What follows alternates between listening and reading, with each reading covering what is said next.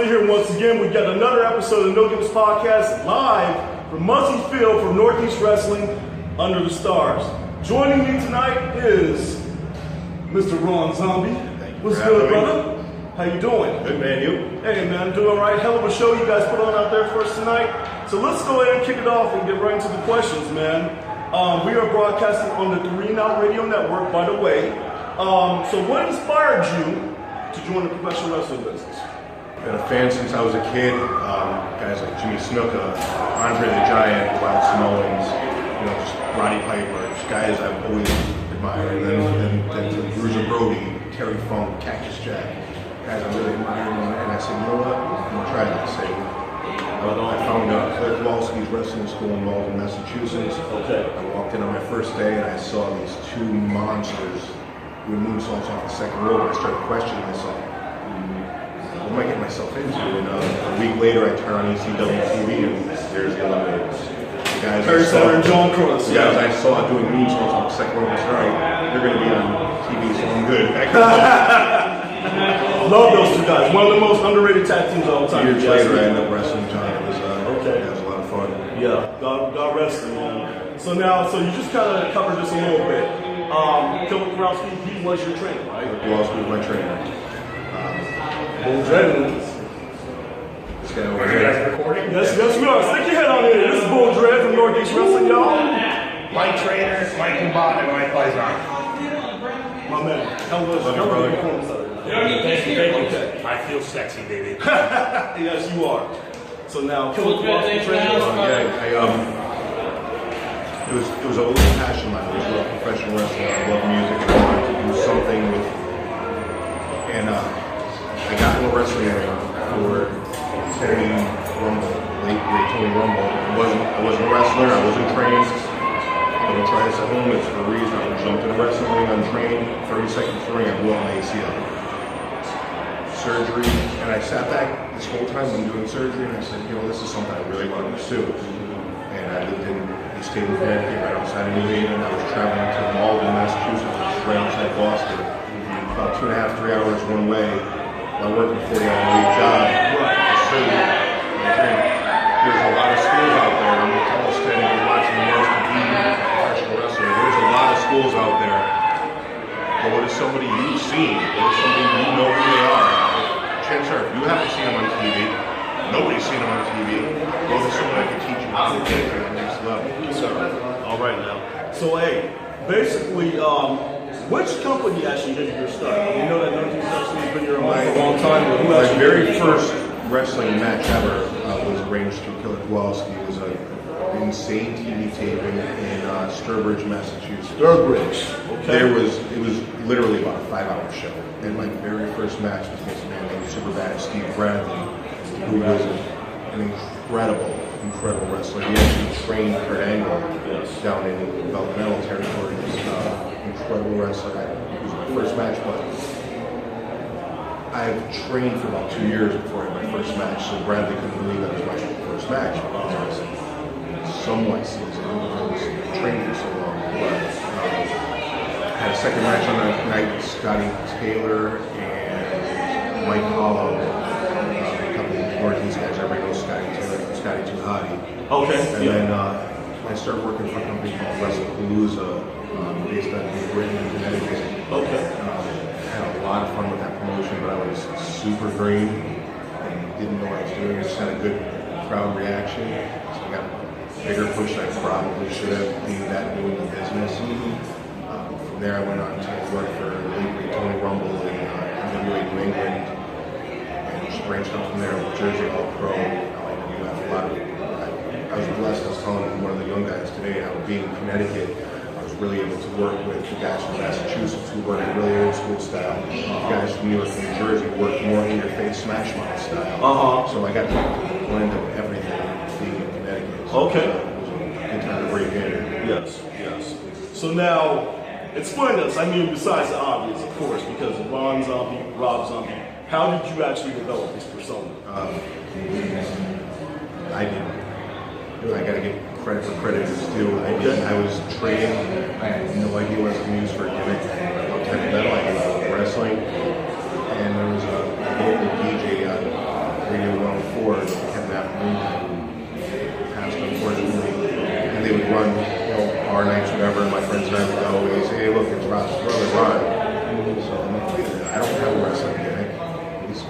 on. He's on. Okay. All right, man. And then I ran it by Blue Meanie. Blue Meanie is like, absolutely, that's a great idea. So it's the blessing of Blue Meanie and Kevin the Afternoon guy became Ron Zombie. And Rob actually years later, Old Dread and I were at a meet and greet for Rob Zombie. And they introduced me to Rob as Ron Zombie, and he was intrigued. And he was a wrestling fan. Right. So I've got verbal permission from Rob Zombie. Nice. Very cool, man. Hey, so you've been a member of the NEW roster for quite a while. I think over a decade. Flip Gordon. Say what's up. No Games Podcast. Flip Gordon in the house. See you next week. We got all kinds of photo bombs going on there. Bo Dread dropped in, Flip Gordon dropped in. It's all good, man. So now you've been a member of the NEW roster for over a decade. So what are some of your favorite moments and some of your least favorite moments? Favorite moments, winning Northeast Wrestling title from Xavier was probably one of the greatest reactions I ever got live. It was, I get goosebumps talking about it right now. Incredible reaction. Working with guys like Tommy Dreamer from Northeast Wrestling and, you know, tagging Tommy with Mick Foley. If you can't tell, yes, I'm a Mick Foley fan. Oh, no. Mick's a friend of mine. I love Mick. You know, the first time I got to work with him, he reffed a match with me and Dreamer against Dread and Brian Anthony. Just incredible memories.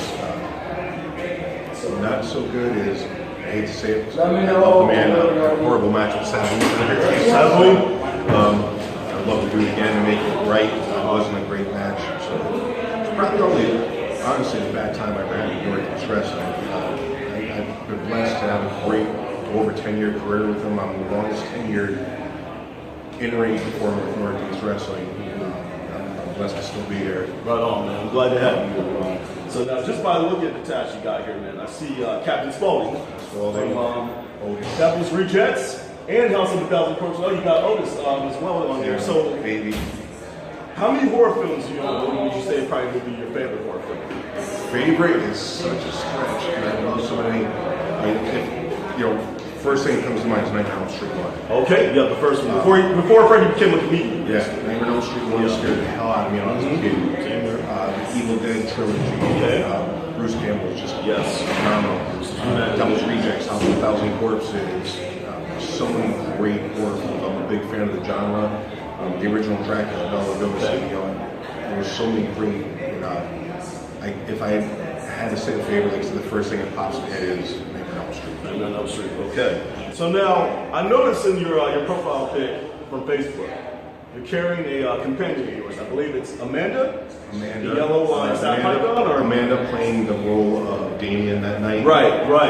That came up totally by accident, but I didn't mind. I actually, when I was younger, I read Hermes Python, Raquel Boas, so I'm very comfortable around snakes. That was actually there for Jake the Snake Roberts that night, but Jake got called away early, and they already had the snake there, so zombie one music. Absolutely. Sure. How many snakes have you owned, would you say?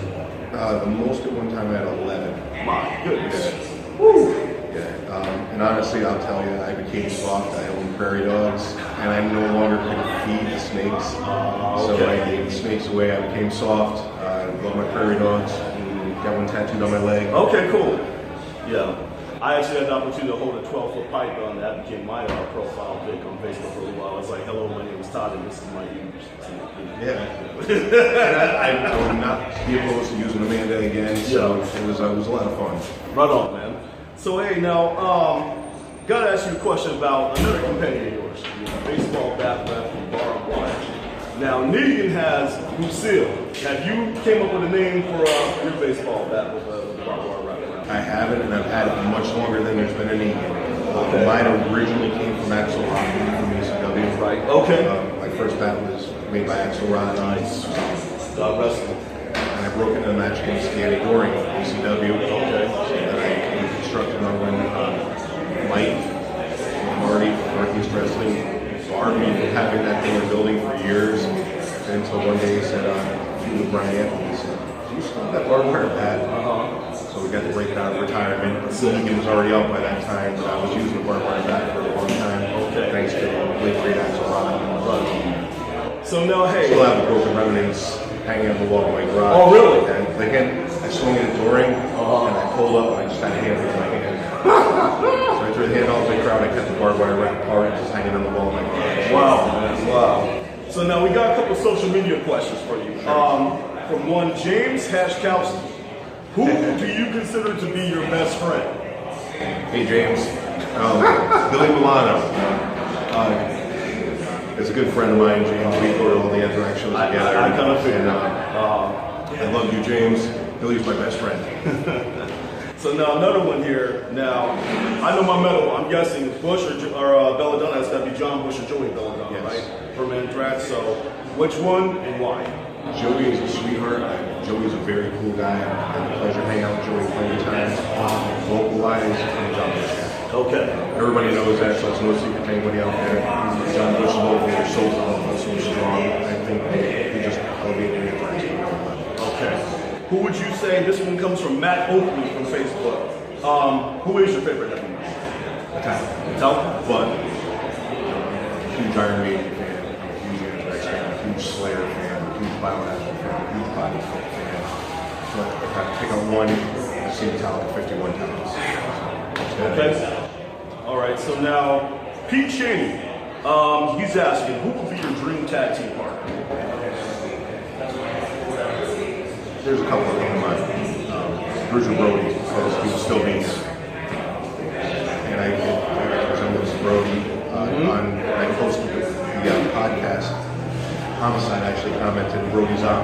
Nice. Nice. I didn't see that. I didn't see that comment. That was from Homicide? We've had feuds where we just watched Brody funk matches and we pretty much repeated and did them. Cactus Jack.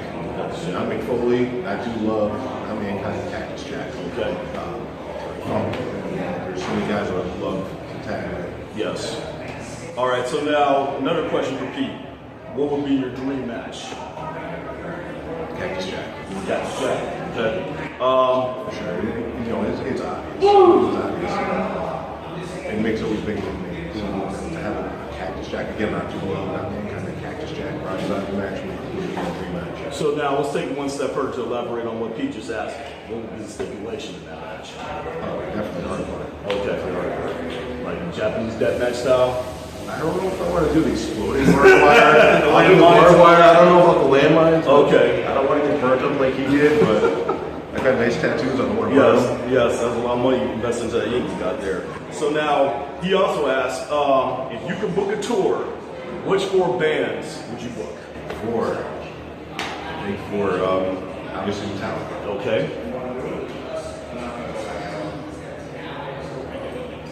Biohazard. No, that's how I know.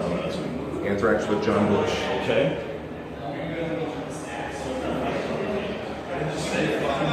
I'd have to go Rob Zombie. Rob Zombie. Okay, that's a pretty solid But one. honest, like other honorable mentions, Iron Maiden, Slayer.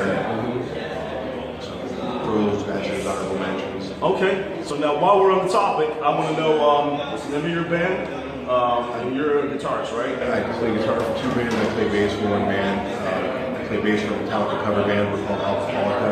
We cover the first 4 albums down. We cover Injustice, Puppets, right? Lightning, Kill 'Em All. All stuff we grew up on. Love doing that stuff. I played an original heavy metal band called Nasty Disaster. If you know who Manowar is, we're Manowar. If they knew they were funny, we're satire.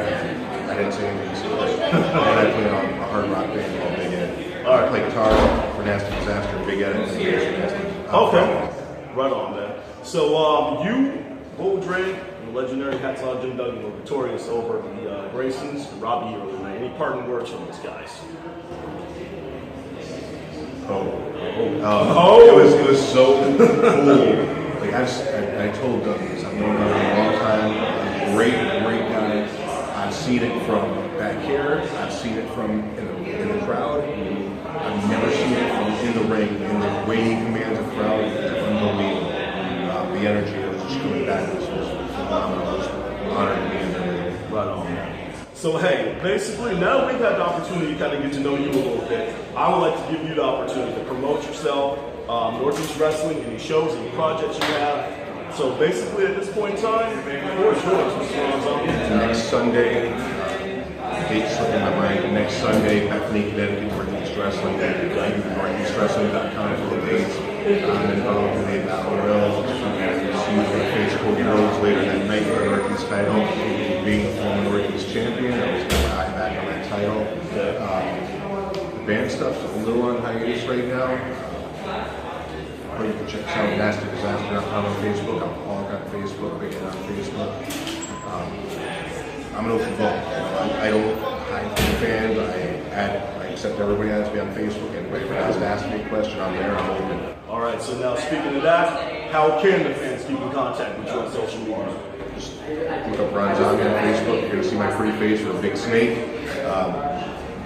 Twitter, I don't use as much as Ron Zombie 34. I believe Instagram, same thing, Ron Zombie 34. So look me up, and I'll be glad to answer the questions. And I'm always going to talk to the fans. I'm super appreciative of everything I've been able to have this 21 plus years wrestling in this crazy industry. You know, from childhood fans and seeing the rings of guys like excellent Jim Duggan, who's also incredible, Tony D'Angelo, Yes.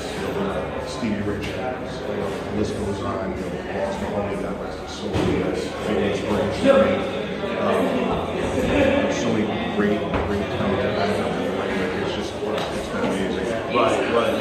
Hey, so I just want to say, it's been an honor and a privilege, It's been my honor, man. I Thank you tell very you, much. I have mentioned your name, the people I work with, man, people around town. Everyone seems to know who Ron Zombie is, and they all respect you, man. So thank you for all you do for us, man, as fans. Funny quick story on that I think you should share with the fans. Go for it. Bubba Ray Dudley now lives in Connecticut. Yeah, okay. Bubba Ray Dudley's at Pennington with this guy. And Jamie Johnston, the singer for Hatebreed, was at the same Pennington filming one of his web series, Metal Guys Doing a Metal Things. Sees Bubba, runs up to him and asks him to be for his podcast. He agrees. Second words out of Jamie Johnston's mouth, you know Ron Zombie? Bubba texts me and he's like, are you the mayor in Connecticut? Everybody knows you. Might as well be, brother. So, yeah. I thought that was a funny story to share. So, hey, man. Well, thank you very much for having me. I appreciate it, brother. Thanks, man. There's another guy named Todd Smith I've seen before. Long hair. So, yeah, this is a trip. Now that you brought this up, I had the opportunity to finally meet my namesake, one Mr. Warren Hansen, one half of War Machine, part of IWGP Tag Champs, I believe. That's the title he was carrying with me. I actually had on my shoulder earlier tonight. Yeah, he probably got the chance to meet, so who knows? Might get an appearance from him somewhere here in the near future in the No Gimmicks podcast. But hey, we're going to go ahead and wrap this up here at Wrestling All Stars in Muzzyfield in Bristol, Connecticut. Hell of a show. So thank you for tuning in for this interview with Mr. Ron Zombie. We are no gimmicks, no image, all wrestling, all the time. Please subscribe to our official YouTube channel at www.youtube.com/The No Gimmicks Podcast. Make sure that you subscribe publicly so that way we are aware of your support. Also, check out Craig Perkins' article Around the Ring and Back Again on ProWrestling.com. We would like to hear from our viewers, so please leave us some feedback in our comment section. Also, like us on Facebook and follow us on Twitter at The No Gimmicks PC. Remember, sharing is caring. Feel free to share the links to our episodes with other professional wrestling fans and on your social media accounts as well. That does it for this episode of No Gimmicks Podcast on the 3 and Out Radio Network. For my tag team partner Dale Clifford in Fernley, Nevada, this is Todd Smith in Bristol, Connecticut signing off. Until next time around, y'all take care.